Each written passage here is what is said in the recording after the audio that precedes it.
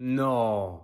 Non, mais là, c'est une blague. Et non, la taxe d'habitation pourrait bien faire son grand retour en 2025. Alors, vous vous souvenez sûrement qu'elle a été complètement supprimée en 2023, en tout cas sur la résidence principale. Eh bien, le ministre de l'Aménagement du Territoire, François Rebsamen, propose de la rétablir, cette taxe d'habitation. Alors, évidemment, sous un autre nom, sinon ça se verrait trop. Ça pourrait s'intituler la contribution universelle ou bien la contribution modeste. Tout est dans le titre. Alors vous allez me dire, pourquoi ressusciter un impôt local qu'on a supprimé il y a moins de 10 ans? Eh bien, et là je cite, pour rétablir un lien fiscal entre les communes et les administrés. Ça veut dire quoi ça? Eh bien ça veut dire que depuis la suppression de la taxe d'habitation, quand vous êtes locataire, vous ne contribuez plus financièrement aux services et aux aménagements proposés par la mairie. La bibliothèque municipale, la voirie, l'aide sociale, la police municipale, etc. Et ça, c'est un problème pour les caisses. Parce que de l'autre côté, il y en a qui contribuent un max. Ce sont les propriétaires qui, eux, ont vu leur taxe foncière exploser depuis 2023. Alors, est-ce que ça veut dire que seuls les locataires auront à payer cette contribution modeste? Non, ça, on n'en sait rien. Mais bon, comme le but, c'est de remplir les caisses, il y a peu de chances que les propriétaires soient vraiment épargnés. Autre question, quel sera le montant de ce nouvel impôt s'il voit le jour? Bon, bah ça non plus, on n'en sait rien. Pour l'instant, c'est simplement une idée qui a été proposée par le ministre, qui est soutenue par beaucoup de maires.